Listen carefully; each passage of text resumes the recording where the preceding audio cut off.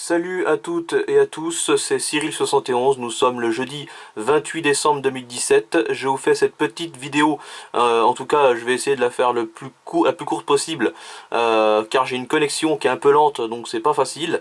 Donc je vais essayer de vous expliquer les choses suivantes. Donc déjà, en ce qui concerne le jet stream, c'est un courant atmosphérique, les vents d'altitude et les dépressions, les anticyclones et les différentes masses d'air dépendent de lui, de sa direction et de son intensité. Et en ce moment les prévisions sont compliquées car justement il est souvent en ondulation et c'est une des raisons pour lesquelles les prévisions sont si difficiles à faire en ce moment. Voilà, donc c'est une petite explication d'après moi, ça semble en tout cas coïncider avec le jet stream, toutes ces difficultés au niveau dépressionnaire. Et en ce qui concerne donc les centres d'action justement, donc on va surtout se concentrer pour ces prochains jours avec le passage de plusieurs perturbations.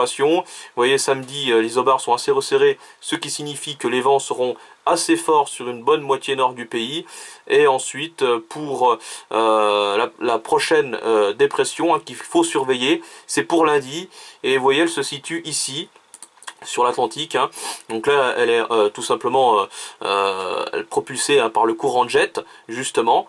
Et cette dépression, vous voyez, comme elle se déplace, pourrait occasionner une tempête ou un coup de vent sur le pays. Vous voyez ici avec des isobars bien resserrés pour la journée donc du 1er janvier. Et puis pour la suite, ça va plutôt se calmer.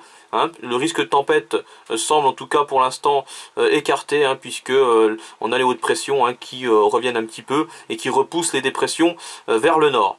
Alors côté vent maintenant, donc je vais déjà commencer par demain.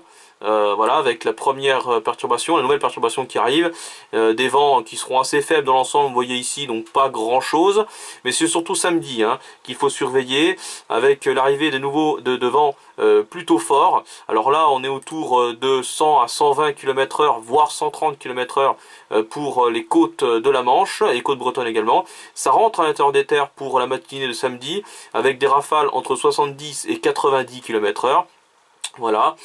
Et pour la tempête, le coup de vent possible de lundi, excusez-moi, lundi 1er janvier, donc elle arrive par l'Atlantique, vous voyez ici. Donc pour l'instant, c'est pas encore sûr, on ne connaît pas vraiment si ce sera un coup de vent ou une tempête, mais d'après cette carte, il faut s'attendre à des rafales autour de 130 à 150 km/h, vous voyez, sur tout l'ouest du pays, surtout du côté de la Charente-Maritime, de la Vendée, et elle pourrait rentrer à l'intérieur des terres avec des rafales autour de 100 km/h. Voilà, donc c'est à suivre de près. Je vais essayer de vous tenir au courant, bien entendu, de cette possible tempête pour ce 1er janvier 2018. Voilà, donc j'espère que cette vidéo vous aura plu. Et on se retrouve à très bientôt. Merci.